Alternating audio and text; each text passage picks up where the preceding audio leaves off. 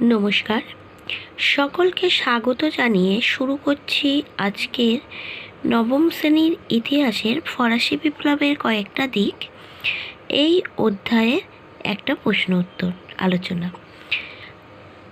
আজকের বিষয় বাস্তিল দুর্গের পতন ও তার গুরুত্ব লেখো। তোমরা এখানে দেখতে পাচ্ছ যে ভিডিওটা, এখানে বাস্তিল দুর্গের পতন ও তার গুরুত্ব নিয়ে আলোচনা করা হয়েছে। এখানে যেভাবে পয়েন্টস করে তোমাদের লেখা আছে সেইভাবেই তোমরা লিখবে।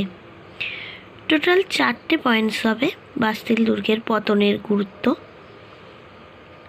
দেখতে পাচ্ছ। 1 নম্বর রাজার নতি শিকার, 2 নম্বরে স্বৈরাচারী রাজতন্ত্রে আঘাত, 3 নম্বরে জনসাধারণের শক্তিবৃদ্ধি, 4 নম্বর পয়েন্টস হবে অভিজাতদের দেশত্যাগ ও সবশেষ পয়েন্টস লিখতে হবে উপসংহার। এইভাবেই তোমাদের উত্তরটা শেষ হবে।